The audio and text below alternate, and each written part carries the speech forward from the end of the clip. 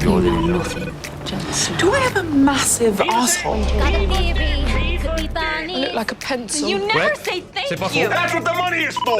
C'est bon, hair is everything. Go, Anthony. Go. I am the one who knocks. I think that I may be the voice of my generation. Bonjour tout le monde et bienvenue dans PIC TV, le podcast qui décortique et analyse vos séries préférées. Je m'appelle Marie Telling et à mes côtés se trouve ma Fleabag à moi, Anaïs Bordage. Salut Anaïs. Salut Marie. Aujourd'hui, on vous parle d'une série qui a enchanté les critiques, fait de son héroïne une star et qui reste l'une des séries les plus influentes de ces dernières années. Je veux bien sûr parler de Fleabag. Qu'est-ce que cette dramédie britannique a de si spécial ? Mérite-t-elle vraiment tout l'amour qu'elle a reçu ? Oui.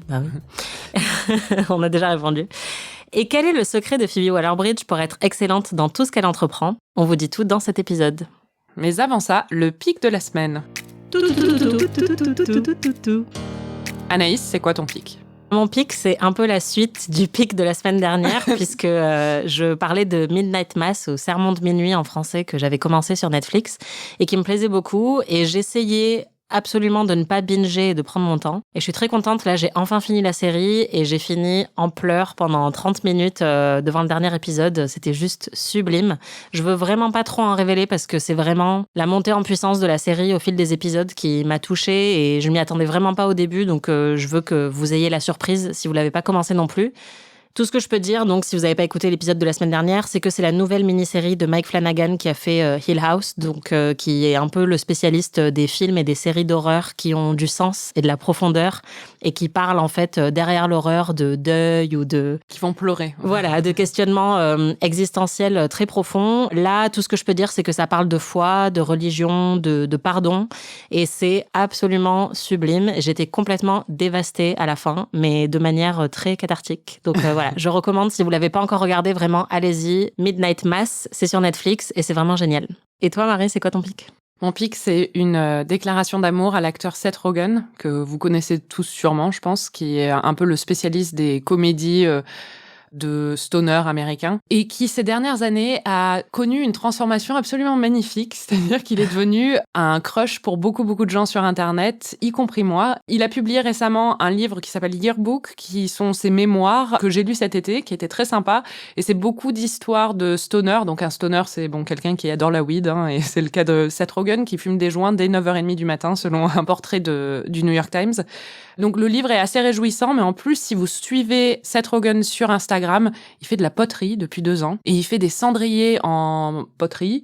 Il fait aussi des magnifiques vases, un peu psychédéliques, et franchement, il est hyper doué.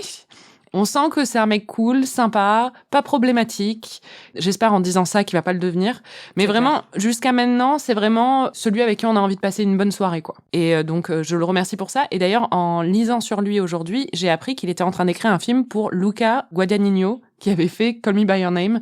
J'ai vraiment hâte de voir ce que ça va donner.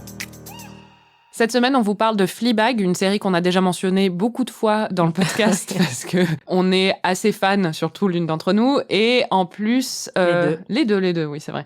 Mais il y en a une qui est un peu obsédée. Et c'est vrai qu'on a beaucoup parlé dans le podcast récemment de classiques un peu plus anciens, mais Fleabag est vraiment devenu un classique moderne de ces dernières années dans l'univers des séries.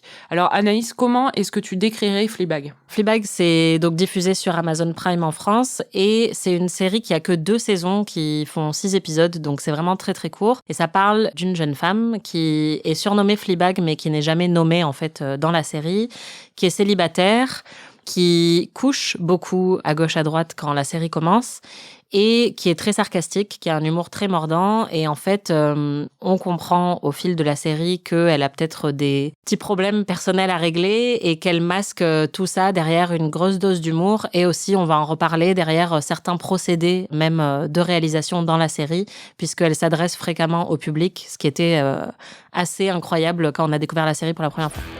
I should ask you if you want to go out for a drink with me. And I'll be sure to treat you like a nasty little bitch. That was a joke. Oh, no, Sorry. I know. Yeah. I know. Okay. That was like, oh, okay. How'd you two meet? Oh, I met her on a bus. Yeah. It's so easy to pick up girls these days. I was like, hi, and she's like, oh, take my number from me. It's awesome.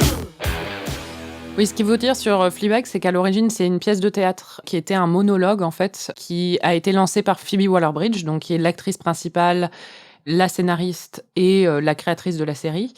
Elle avait étudié la comédie, mais à la fin de ses études, elle trouvait aucun rôle. Donc, elle a lancé une petite troupe de théâtre avec sa meilleure amie Vicky Jones qui réalise la série. Et elle a commencé à faire des sketchs de 10 minutes à peu près. Et un des sketchs, c'était Fleabag, donc un sketch de 10 minutes qui a tout de suite bien pris. Et donc, elle a monté en une pièce de théâtre plus longue, de presque 1 heure, pour le Festival d'Édimbourg de théâtre, qui est un des plus grands festivals de théâtre au monde. Et ça a été un gros succès. Elle a été repérée par 2 chaînes de télé britanniques, Channel 4, qui lui a demandé de faire une série, c'est la série Crashing qu'elle a fait. Qui est excellente. Ouais, qui est excellente, vraiment. Pas aussi bonne que Fleabag, mais très bonne quand même. Et en même temps, la BBC lui a demandé d'adapter Fleabag pour l'écran. Tout de suite, quand on voit la série, surtout que Phoebe Waller-Bridge est partout, devant et derrière la caméra, on se dit que c'est sans doute autobiographique dans une certaine mesure. En plus, apparemment, Fleabag, c'était le surnom que sa famille lui donnait quand elle était plus jeune. Donc, clairement, il y a un petit élément autobiographique quand même dans la série. Oui, ça veut dire sac à puce. C'était son surnom d'enfance dans sa famille.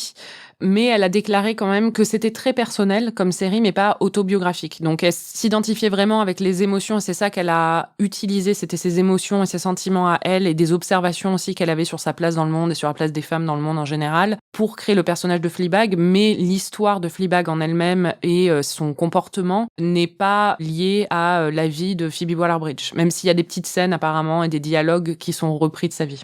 Ce qu'a dit Phoebe Waller-Bridge au sujet de son personnage, c'est aussi ce que je ressens quand je regarde la série, c'est-à-dire que j'ai eu un processus d'identification très très fort avec Fleabag, que j'arrivais même pas à m'expliquer parce que, pour être honnête, je n'ai jamais utilisé le sexe comme une façon de masquer mes problèmes ou des choses comme ça. Je n'ai pas vécu des deuils énormes où j'ai ressenti une grosse culpabilité. Donc, je comprenais pas pourquoi je m'identifiais autant, mais c'est ce qu'elle décrit aussi. C'est-à-dire que je m'identifiais avec ses émotions et avec sa façon de penser et avec la façon dont elle se voyait dans le monde et dont elle se percevait, et son évolution aussi, son arc narratif m'a énormément émue, en fait. Et aussi parce que t'es grande et brune et que tous les Américains te disaient « Ah, mais tu ressembles à Fleabag !» Oui, c'est vrai. Et on s'habille un peu pareil, donc... J'ai dit tout à l'heure qu'il y en avait une de nous deux qui était plus obsédée par Fleabag, c'est moi, mais en vrai, tu es aussi fan de Fleabag. Il y a juste eu un petit shift entre nous deux au moment de la 2e saison. C'est assez intéressant comme phénomène parce que je me souviens très précisément quand on a vu la saison 1 toutes les deux et qu'on s'appelait pour en parler parce qu'on était complètement... chamboulée par cette série dont personne ne parlait à l'époque, et on se disait « Ouais, mais t'as vu ça, c'est incroyable, en à peine 6 épisodes, ce qu'elle arrive à faire, etc. » Il s'est passé beaucoup de temps avant la saison 2, qu'on anticipait pas mal. Et en fait, je me souviens, toi, tu t'es tout de suite jeté dessus, alors que moi, j'ai attendu un peu pour voir les épisodes. Et de semaine en semaine, en fait, il y avait un tel phénomène autour de la saison 2, les gens devenaient complètement fous sur Internet. Et toi, je me souviens, tu m'écrivais des messages à chaque fois en me disant « Il faut que tu regardes Fleabag, c'est incroyable ce qui se passe, etc. » Et je me suis sentie limite un peu écrasée en fait par la popularité de la série, où j'avais l'impression que l'amour que j'avais pour cette petite série dans la saison 1 m'appartenait plus et que ça me dépassait un petit peu, et donc je me suis retrouvée limite dans la position de celle qui n'aimait pas, alors que c'est pas vrai, j'ai adoré, mais comparé à toi et le reste d'internet, j'avais l'impression que j'aimais moins, parce qu'il y avait une espèce de passion complètement démesurée pour la saison 2, mais en même temps c'est génial, enfin c'est rare quand une série qu'on aime autant devient aussi aimée par tout le monde, et oui, c'est plutôt quelque chose dont on devrait se réjouir en fait. Non mais je comprends, la snob en moi a pas adoré le fait que je partage les mêmes goûts que tout Twitter. Nous, on avait adoré dès la saison 1, et j'avoue que j'ai même pas compris quelle avait été la différence en fait entre la saison 1 et la saison 2 pour que ça devienne cet énorme phénomène. Moi, j'ai compris. Ouais, c'est le Hot Priest. Bah évidemment, c'est qu'il y a mais non, mais ça c'est sûr et certain, c'est-à-dire qu'il y a l'introduction d'un nouveau personnage qui est joué par Andrew Scott, qui est quand même un des hommes les plus séduisants de la planète, qui joue un prêtre hot, sexy, avec qui elle a un Will Day One Day, on en parle très souvent, donc elle a une tension sexuelle de malade pendant les 6 épisodes, et en plus il y a un interdit, c'est hyper subversif parce que c'est un prêtre. Évidemment que c'est pour ça, quoi, parce que la série est devenue sexy. En fait, avant, elle était marrante et il y avait beaucoup de sexe, et on va en parler. Mais avec l'arrivée du Hot Priest, il y avait un suspense. C'est-à-dire que quand on regardait la première saison, on savait pas vraiment où elle voulait nous mener au début. On avait l'impression de regarder une série un peu fun sur une meuf paumée qui couche à droite à gauche et qui a une vie un peu foutraque. Et c'est à la fin de la saison qu'on a compris tout le propos de la série. Là, dès le début, il y avait un enjeu. C'est-à-dire que déjà, on l'a retrouvée, on savait ce qui se passait avec elle, on connaissait les tensions avec les autres personnages.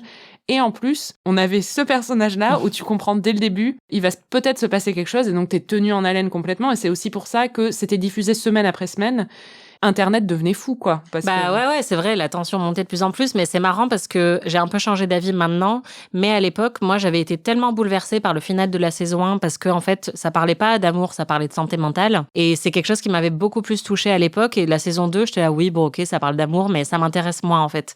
Maintenant, j'ai revu la saison 2 et la saison 1 plein de fois et je trouve qu'il y a une profondeur supplémentaire dans la saison 2, mais que honnêtement, j'ai pas perçu à l'époque. Et du coup, je me disais, mais qu'est-ce qui se passe? Pourquoi personne ne s'excitait comme ça pour la saison 1 qui était brillante?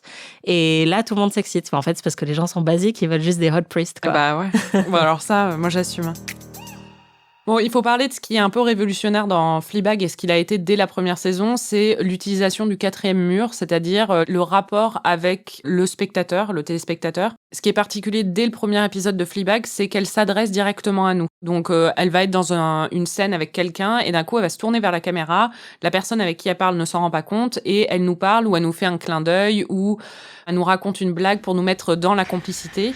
You know that feeling when a guy you like sends you a text at 2 o'clock on a Tuesday night asking if he can come and find you, and you've accidentally made it out like you've just got in yourself, so you have to get out of bed, drink half a bottle of wine, get in the shower, shave everything, dig out some agent provocateur business, suspend about the whole bit, and wait by the door until the buzzer goes. And then you open the door to him like you've almost forgotten he's coming over. Oh, hi. And then you get to it immediately. House of Cards l'a fait, il y a plein de séries qui l'ont fait, ça peut être un peu un gimmick un peu cheap, mais Phoebe Waller-Bridge l'utilise vraiment très très bien, c'est très fin et surtout elle fait tout un jeu là-dessus. Dans la deuxième saison, déjà, on comprend dès la première saison pourquoi Fleabag nous parle, c'est parce qu'elle n'a personne d'autre à qui parler et qu'elle est très seule. C'est très pertinent, en fait, l'utilisation du public et c'est ce qui a motivé Phoebe Waller-Bridge à faire une deuxième saison parce qu'à la base, elle ne voulait pas poursuivre l'histoire de Fleabag, mais c'est quand elle s'est rendue compte qu'elle pouvait faire quelque chose d'intéressant avec ce 4e mur, justement, et avec l'audience et avec le format narratif. C'est pas le Hot Priest qui l'a motivée, c'est vraiment ça, qu'elle a décidé de le faire. Et c'est vrai que dans la deuxième saison, on voit vraiment une évolution à ce niveau-là. À la fin de la première saison, moi, c'est ça qui avait achevé de me convaincre, c'était justement la manière dont elle renversait l'utilisation du 4e mur, parce que justement, on est ses complices pendant toute la saison. Et en fait, à la fin, quand on apprend qu'elle a une énorme culpabilité, en fait, qu'elle essayait de masquer un peu depuis plusieurs épisodes, elle fuit la caméra et elle se sent harcelée et étouffée par la caméra. Et donc, le lien de complicité qu'elle avait avec nous se transforme en lien un peu d'agressivité de notre part, où elle veut se cacher, elle supporte plus notre regard. Et ça, j'avais trouvé ça brillant. Et donc, c'est vrai que dans la saison 2, elle est allée encore plus loin, mais dès la saison 1, on avait des éléments quand même qui montraient qu'il y avait une vraie réflexion et que c'était pas juste comme Frank Underwood qui regarde la caméra pour provoquer un peu, ça allait déjà un petit peu plus loin. Oui, puis Frank Underwood, c'était littéralement pour expliquer des éléments de l'intrigue parce que c'était mal écrit. Alors clair. Que là, c'est vraiment un complément. Et dans la saison 2, il y a une scène où elle va voir une psy parce que son père lui offre un bon pour aller voir une psy. Mais comme le dit le personnage du Hot Priest, je tuerais pour avoir ça. Oui, c'est vrai, moi aussi. Mais enfin bon, bref, elle va voir une psy et à un moment, sa psy lui demande est-ce que vous avez des amis? Elle dit oui, plein. Et là, elle regarde la caméra et on comprend que c'est nous, ses amis. Et elle lui dit est-ce que vous les voyez souvent? Elle lui dit je les vois tout le temps. Just a girl with no friends and an empty heart. By your own description. I have friends. Oh, so you do have someone to talk to. Yeah. Do you see them a lot? Oh, they're always there. They're always there. Et donc, on comprend vraiment ce rapport et on va en parler plus tard sur d'autres thèmes, mais c'est quelque chose qui évolue et qui est très présent dans la série. L'autre élément vraiment intéressant de Fleabag dès la saison 1 et qui a fait qu'on est tout de suite rentrés dedans toutes les deux, c'est qu'il y a ce côté subversif, t'en as parlé, avec la sexualité. C'était une époque où, en fait, on était encore hyper émoustillés de voir des séries féministes, qui parlaient de sexualité féminine de manière crue.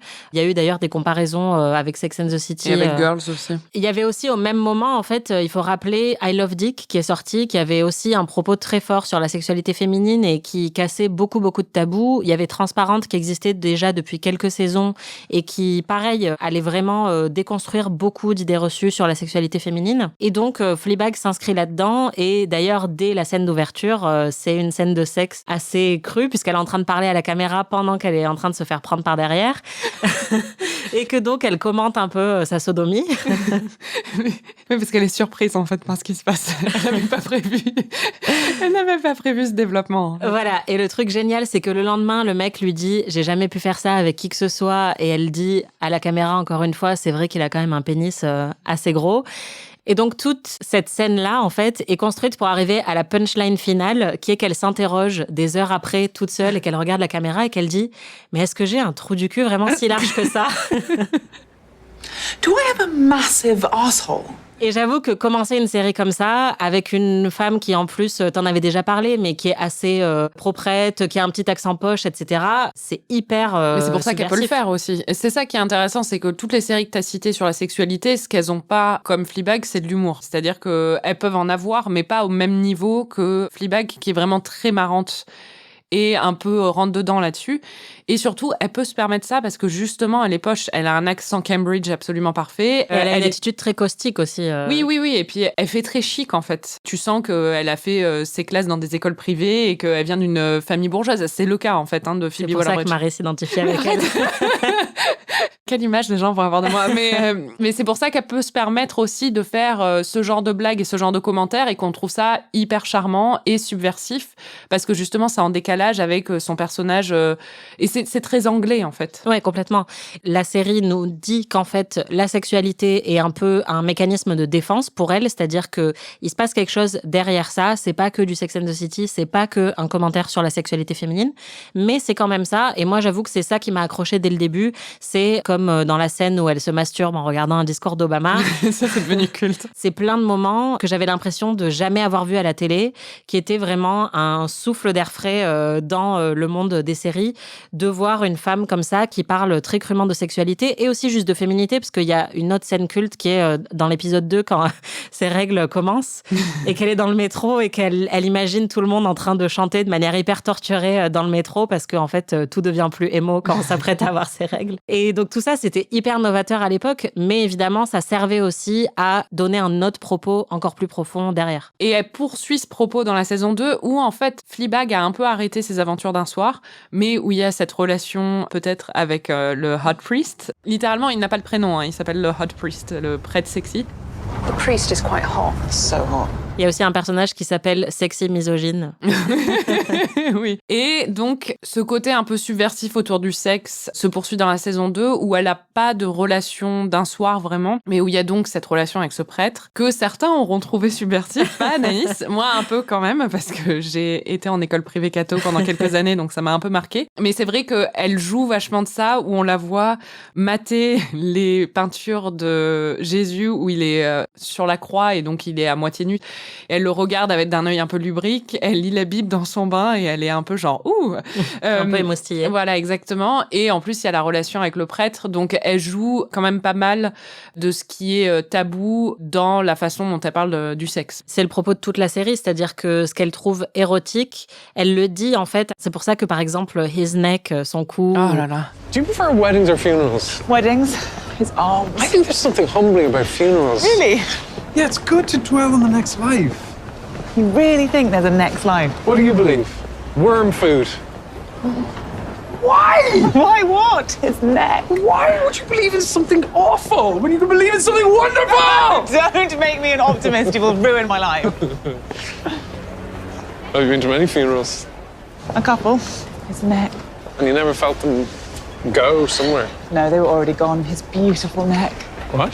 C'est resté des répliques comme ça qui sont devenues cultes parce qu'en fait, elle s'extasie devant chaque pore du Hot Priest et elle le verbalise. Et ça, j'avais l'impression aussi que c'était assez rare de voir juste une meuf totalement obsédée par le mec qui est à côté d'elle et l'exprimer de cette manière à la télé. Oui, j'ai très rarement vu une meuf en chien à ce point, mais surtout qu'il le fait de façon où je me suis un peu identifiée, où justement la focalisation sur des parties du corps un peu random comme oui, sauf qu'en fait, le cou, quoi. Tout le monde le fait. Bah, c'est évidemment, juste que mais ça on n'avait n'en parle jamais pas, quoi. été dit voilà, de manière aussi frontale à la télévision. Mais en fait, tout le monde le fait et c'est pour ça que tout le monde s'est reconnu. Oui, parce que la scène, en fait, c'est qu'elle marche à côté de lui et elle fait que répéter à nous, les spectateurs, son cou, son magnifique cou. Et au bout d'un moment, il l'entend parce que... C'est ça, parce qu'elle le répète tellement que... Bah oui. Comme tu disais, le traitement du sexe dans la série cache quelque chose de plus profond et c'est l'état de la santé mentale du personnage principal, de Fleabag, qui, on s'en rend compte très vite, qu'elle vient de vivre 2 très gros deuils, sa mère il y a 2 ans et sa meilleure amie beaucoup plus récemment. Et on va apprendre les circonstances de la mort de sa meilleure amie, qui en fait était un pseudo-suicide parce qu'elle voulait pas vraiment se suicider, elle voulait faire une tentative pour rendre son mec, enfin le faire culpabiliser parce qu'il l'avait trompée. Et on va apprendre un peu les circonstances de cette mort au fur et à mesure de la saison, mais c'était un peu le rock de la vie de Fleabag, cette meilleure amie, et elle vient de la perdre au début. Donc elle traverse vraiment son deuil et elle est très seule. Et ça, la série l'analyse beaucoup. On se rend compte dans la saison 1 comme dans la saison 2, même si ça parle aussi d'amour et d'autres choses, que c'est une série sur le deuil, en fait, profondément. Et d'ailleurs, il y a cette phrase très belle où elle parle justement du deuil de sa mère et elle dit « Qu'est-ce que je suis censée faire avec tout cet amour ? Je sais pas où le mettre, maintenant que ma mère est morte. » Et il y a plein de répliques, mais absolument bouleversantes dans la série qui expliquent un peu voilà, ce que ça fait de se retrouver endeuillé et à la fois par une rupture, par exemple, amoureuse, comme par un vrai deuil et par la perte de la personne qui nous était la plus proche. Oui, ce qui est très beau en plus quand elle dit ça, justement, c'est qu'elle le dit à sa meilleure amie, qui lui dit, c'est dans un flashback, qui lui dit donne-le-moi tout cet amour, moi je peux le prendre. Et ensuite, elle perd aussi sa meilleure amie. Ouais. I don't know what to do with it. All the love I have for her. I don't know where to put it now. I'll take it. No, I'm serious. It sounds lovely. I'll have it. You have to give it to me. Il y a des thèmes, c'est assez profond et c'est dur quand même. On comprend que ce qu'elle a vécu est très très difficile sous le vernis justement de l'humour et du sarcasme et du côté un peu sexy. Et il y a vraiment cette culpabilité aussi qui traverse toute la série. Bon là je vais spoiler, mais on parle de la série depuis tout à l'heure, donc mais si vous voulez vraiment pas savoir ça, avancez de 15 secondes. On apprend que en fait le mec de sa meilleure amie avait couché avec elle et que c'est pour ça que sa meilleure amie avait appris qu'il l'avait trompée. Elle ne savait pas avec qui, mais Fleabag c'est bien sûr que c'était avec elle-même. Et c'est ça qui a causé la mort au final de sa meilleure amie, donc elle a vraiment ça sur la conscience. Et c'est quelque chose qui traverse toute la série. Et à la fin de la saison 1, une des scènes un peu cultes, c'est sa sœur qui ne la croit pas quand elle lui dit quelque chose sur son mari et qui va dire « Comment tu veux que je te croie après ce que tu as fait à Boo ?» qui est le nom de sa meilleure amie. What are you doing here? I'm helping. He didn't try to kiss you. He did. He says it was more like the other way around. What? But that's just not true. No, fuck you. Claire, Please don't. No, Claire, Please. he came out into the garden. I don't want to hear it. Claire, you have to believe me. How can I believe you? Because I'm your sister. After what you did to Boo? I'm sorry, but you just have to see it from my point of view. Ce qui est intéressant, c'est que la première saison finit de manière très très sombre justement avec cette scène et toute la première saison, on s'en rend compte, c'est un peu la destruction ou l'effondrement de cette héroïne qui a passé en fait tous les épisodes à utiliser des stratégies d'évitement, que ce soit l'humour, que ce soit le sexe, que ce soit l'utilisation du 4e mur pour ne pas confronter sa culpabilité et son deuil. Et en fait, tout ça s'effondre à la toute fin de la saison 1. Et ce qui est très beau dans la saison 2, c'est que là, pour le coup, il y a un arc différent. Tu l'as dit, elle a attendu longtemps avant de faire la saison 2. Elle était même pas sûre de vouloir la faire à la base. Et on est très très contente qu'elle l'ait faite parce que cette saison 2 est magnifique et que pour le coup là c'est un peu une reconstruction et ça se termine sur une note quand même d'espoir beaucoup plus positive. Comme tu le dis, la saison 2 c'est vraiment sa reconstruction et en fait ça commence par une scène où on voit Fleabag dans les toilettes d'un restaurant et elle a le nez ensanglanté, elle est en train de s'éponger le nez, elle donne un papier aussi à une jeune femme qui est allongée par terre avec le nez ensanglanté aussi, on ne sait pas ce qui se passe et d'un coup elle regarde la caméra et elle dit This is a love story. c'est une histoire d'amour. Et en fait, c'est vrai que la saison 2 est une histoire d'amour sur plusieurs niveaux. Et il y a même un moment où, dans le dernier épisode, son père lui dit, avec qui elle a beaucoup, beaucoup de mal à communiquer, c'est un peu la blague de son père, c'est qu'il ne sait jamais rien dire, en fait. Il dit toujours, et super voilà, vraiment. Exactement. Et là, enfin, ils ont une vraie conversation à un moment et il lui dit, je crois que tu sais aimer mieux que n'importe qui d'entre nous et c'est pour ça que tu trouves ça tellement difficile. Et c'est vraiment l'arc de cette saison, c'est pas très difficile à trouver vu qu'elle dit dès la première minute, mais c'est vraiment l'amour. Et d'abord, bon, bien sûr, il y a l'histoire d'amour avec le prêtre, on en a parlé, mais c'est vrai que à travers lui, elle trouve un peu un alter ego, quelqu'un en qui elle se reconnaît, quelqu'un qui est aussi dans la fuite, et lui, c'est pas à travers l'humour ou le sexe, c'est à travers la religion, parce qu'il avait un côté destroy avant et qui se trouvait pas, et il a réussi à trouver des réponses à travers son lien avec Dieu. Et tout de suite, on sent qu'il y a une connexion entre les deux. Presque tout de suite, puisque c'est ça qui est savoureux quand on revoit aujourd'hui le premier épisode de la saison 2, qui reste un chef-d'œuvre d'écriture, de montage, de mise en scène, d'interprétation. Enfin, c'est un des meilleurs épisodes de ces 20 dernières années. Et au tout début, en fait, il est quasiment anecdotique, le prêtre. Il y a tous les personnages qui sont autour d'une table de restaurant. Tout l'épisode se passe dans ce restaurant et autour de ce restaurant. Et en fait, elle dit même au début, quand la première fois qu'on le voit, elle dit « je sais pas qui c'est ce mec ». Et ils s'affrontent même un petit peu au début. Elle est assez tendue et elle l'envoie bouler en fait à 2-3 reprises. Oui, mais tu sens déjà qu'il y a une petite tension. Si tu es Mary Telling, tu sens déjà qu'il y a une petite tension. Mais c'est ça qui est génial en fait, c'est que c'est vraiment très subtil et qu'on comprend assez rapidement, qu'ils vont se comprendre. Mais au début, en fait, eux-mêmes ne s'y attendent pas. Ils sont assis l'un à côté de l'autre et ils communiquent absolument pas. Elle est totalement obnubilée par ses autres problèmes et par ses relations avec tous les autres personnages autour de la table.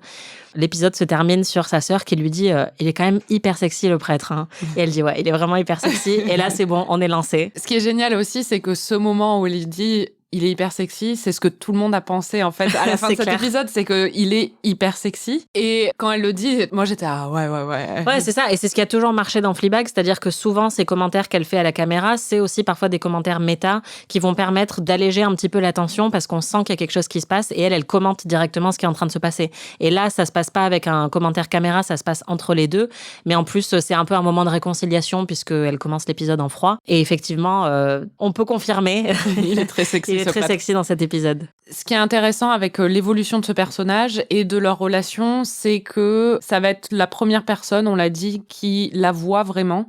Dans le sens où il va voir, en fait, les moments où elle s'adresse à l'audience. Alors que personne d'autre ne les remarque. Il y avait vraiment une coupure entre son existence dans la série et la façon dont elle nous parle. Mais là, en fait, lui va le voir. Et ce qu'on comprend, c'est que c'est la première personne, en fait, à la voir tout court. C'est-à-dire qu'il perce à travers sa carapace, voilà. Et il y a cette scène qui est devenue tout de suite culte et qui a fait surréagir tout Twitter au moment où elle est sortie, où en fait, elle regarde la caméra et lui se met à regarder la caméra aussi, il se retourne et lui dit « Mais qu'est-ce que t'es en train de faire? Tu regardes où ?»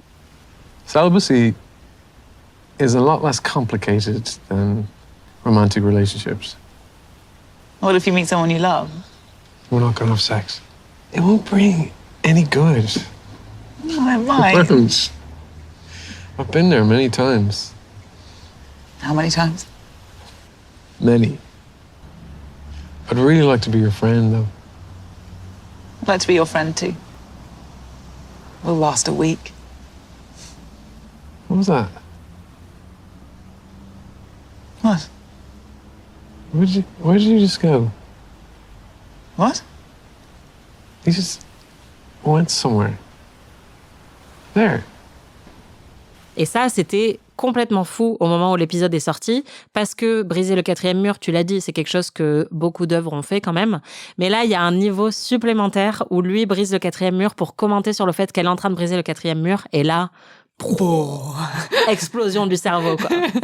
Non, clairement. Et puis, explosion du cerveau, mais en plus, ça veut vraiment dire quelque chose par rapport à ce personnage. Exactement. Et par rapport au développement de leur relation. Et d'ailleurs, il y a un autre moment, une autre scène cultissime, qui est la scène du kneel, donc à genoux. La scène qui a fait s'enflammer la culotte de Mary Telling. Je ne rentrerai pas dans ce détail, mais c'est sûr qu'elle a eu un effet très fort sur moi et sur beaucoup de monde, hein, honnêtement. Oui. Et ce qui se passe dans cette scène, c'est qu'ils ont eu une petite confrontation plus tôt dans l'épisode et elle se rend à l'église le soir tard pour prier, mais elle le trouve là en train d'écouter du Jennifer Lopez. C'était dans la version originale, c'était du Jenny from the Block, mais ils l'ont changé à cause des droits dans la version française, malheureusement. Donc elle le trouve là, il est bourré et il lui dit viens, je veux te poser des questions. Ils vont dans le confessionnal. Et là, elle se livre à lui et ce qui est très intéressant, c'est que c'est une des rares scènes de Fleabag où elle ne s'adresse à aucun moment au spectateur. Elle est dans un moment vraiment de confession et de vulnérabilité avec lui. Et donc, elle n'a pas besoin de nous parler à ce moment-là. Elle est vraiment dans une vraie connexion avec lui. Ce qui n'est pas le cas avec les autres où elle a toujours justement ce vernis normalement. Ce qui est intéressant aussi au niveau de leur relation, c'est qu'elle lui avoue dans cette scène que ce qu'elle veut, c'est qu'on lui dise quoi faire. C'est qu'on lui donne des ordres, c'est qu'on dicte sa vie parce qu'elle a l'impression de ne pas savoir comment mener sa vie. Elle a l'impression de tout louper. Elle a l'impression de ne pas savoir pour qui voter, pas savoir quoi manger, pas savoir comment réussir sa vie. I want someone to tell me what to wear in the morning. Okay, well, I think there are people who can... No, I want someone to tell me what to wear every morning. I want someone to tell me what to eat, what to like, what to hate, what to rage about, what to joke about, what not to joke about. I want someone to tell me what to believe in, who to vote for, and who to love, and how to tell them. I just think I want someone to tell me how to live my life, Father, because so far I think I've been getting it wrong. Je pense que ça parle à énormément de gens quand on entend ça. Et ce qu'on comprend aussi, c'est que lui le comprend très bien parce que c'est ce qu'il est allé chercher dans la religion aussi. C'était des dogmes et des règles qui lui permettent de vivre sa vie sans se poser ce genre de questions. Et donc, en fait, c'est ce qu'il finit par faire avec elle, c'est-à-dire que elle pense qu'il est encore dans le confessionnal. Il lui demande de s'agenouiller. Neil. Donc, de manière religieuse ou spirituelle, on va dire. Et ensuite, il ouvre le rideau du confessionnal et en fait, il se retrouve devant elle qui est agenouillée. Et ça se transforme donc en geste qui n'est pas forcément un geste spirituel, mais en geste romantique, puisqu'il se baisse, il lui caresse le visage, il l'embrasse. C'est aussi spirituel parce qu'il est une autorité religieuse. Exactement. Il y a même la musique, il y a un jeu avec la musique. Voilà, c'est ça. musique. Mais en fait, les deux s'entremêlent et c'est ça qui est génial. C'est comme elle entremêle vraiment très très bien le drame et l'humour et la sexualité et la santé mentale, etc. Là, elle entremêle justement cette espèce d'épiphanie qu'elle a et ce moment de vulnérabilité totale avec quelque chose de très très très romantique, de très sexy et où en plus justement, limite, on va pas dire qu'il abuse de son autorité, mais en fait, il lui demande de s'agenouiller à un moment où elle est très vulnérable et ensuite il l'embrasse. Donc il y a vraiment quelque chose de très... il y a un peu un tourbillon d'émotions à ce moment-là. Ils commencent à s'embrasser, ils s'apprêtent même à coucher ensemble. Et là, en fait, il y a un tableau au fond de l'église qui tombe, comme un signe divin qu'en fait, il vaudrait mieux pas qu'ils couchent ensemble tous les deux. Et c'est un peu la tension depuis le début, c'est qu'ils savent que c'est interdit et qu'ils ne devraient pas, mais ils en ont très envie. Et ce qui est intéressant, c'est qu'à la fin de cette scène, il part précipitamment, il la laisse là, et d'un coup, elle nous regarde à nouveau. Et c'est le premier moment depuis le début de la scène où elle établit à nouveau un contact avec nous. Et elle fait une moue un peu triste parce qu'elle est peinée qu'il soit parti et qu'elle n'ait pas pu conclure. Effectivement, et nous aussi. Oui. Ce qui est très très beau avec cette relation, c'est qu'il y a le côté will they, won't they dont tu as parlé, mais en fait, ils mènent vers autre chose, c'est-à-dire que la finalité, c'est pas de savoir s'ils vont se mettre ensemble ou pas, c'est vers où cette relation qu'elle va développer avec lui va la mener, elle, en fait. Et ça va la mener sur un chemin de rédemption et d'acceptation et de pardon de soi. Et il y a cette scène finale très très belle sous l'abribus, où en fait, ils acceptent un petit peu que c'est pas le bon chemin pour eux deux, forcément, de continuer à être ensemble, mais elle, on comprend qu'elle a grandi à travers cette relation et que c'est la première fois en fait qu'elle a vraiment aimé et ils se disent tous les deux qu'ils s'aiment et c'est à la fois hyper triste, hyper mélancolique et hyper beau et plein d'espoir et vraiment cette scène elle est bouleversante. La première fois depuis la mort de sa meilleure amie et de sa mère. Oui. C'est une histoire d'amour donc avec le prêtre, mais quand elle dit « This is a love story », c'est pas juste une histoire d'amour avec le prêtre, sinon ce serait beaucoup trop simple. Il y a plusieurs histoires d'amour vraiment dans Fleabag. Il y a bien sûr son histoire d'amour avec sa meilleure amie, qu'elle a perdue et qui revient beaucoup en flashback. Et Phoebe Waller-Bridge avait dit qu'elle était très intéressée. En fait, c'était quelque chose qu'elle voulait raconter. C'était son amitié avec Vicky Jones, qui est la réalisatrice, et le rapport de l'amitié. Et donc, c'est très présent dans la série, mais le personnage très présent aussi, c'est sa sœur qui, elle, pour le coup, a une relation très conflictuelle avec Fleabag. Mais justement, l'arc un peu narratif de leur relation, c'est qu'à la fin, elles ont une réconciliation. À la fin, elles abordent même la question du cliché de la course-poursuite romantique où, à la fin de la rom-com, on va faire un grand geste et on va poursuivre la personne de nos rêves à l'aéroport. Elle encourage sa sœur à faire ça pour l'homme qu'elle aime. Et en fait, sa sœur lui dit non, déjà, c'est ridicule et puis c'est pas du tout pratique. Il faudrait que j'achète un billet. Je sais même pas dans quel terminal il est. Donc, elle déconstruit un peu tout ce cliché qu'on a déjà vu dans plein de rom-coms. Et en même temps, ça atterrit sur quelque chose de très poétique où elle lui dit la seule personne pour laquelle je courrais à travers un aéroport, c'est toi. Et donc là, effectivement, on a de manière très évidente une histoire d'amour entre deux sœurs qui va supplanter justement une relation romantique qui pourrait avoir lieu entre sa sœur et le mec qu'elle aime à ce moment-là. Même si la relation a lieu quand même, mais oui, on sent qu'en fait, la plus belle histoire d'amour au final de cette série, c'est son histoire d'amour avec sa sœur aussi. Et aussi, son histoire d'amour, attention, profondeur, son histoire d'amour avec elle-même. Wow. Non, mais c'est vrai. Enfin bon, là, ça fait très cliché de dire ça, mais c'est ce que tu disais tout à l'heure par rapport à la dernière scène, c'est-à-dire que on a quelqu'un qui est vraiment dans un rejet de soi, dans une culpabilité constante dans la première saison, qui a commencé un peu à faire un travail sur elle-même après l'effondrement de la fin de la saison 1 quand on la retrouve au début de la saison 2. Et à la fin, en fait, de la saison 2, à travers son histoire d'amour avec le prêtre, à travers sa relation avec sa sœur qui est très apaisée, on sent qu'elle arrive enfin à s'aimer, à s'accepter. Et après, justement, cette séparation avec le prêtre, on la voit qui s'éloigne et elle nous regarde par-dessus l'épaule et elle nous dit au revoir, en fait. Et elle nous dit, on comprend qu'on ne vient pas avec elle, la caméra s'arrête là et la voit partir.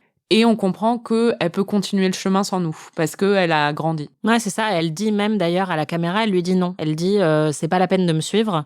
À partir de maintenant, je me débrouille seule, en fait. C'est un peu ça ce qu'elle nous dit. Et il y a cette idée que, en fait, depuis le début, elle a toujours été absente d'elle-même, parce qu'à chaque fois qu'elle regardait la caméra, c'était une manière d'être dissociée, en fait. Enfin, de ne pas du tout être présente et d'être en phase avec ses émotions.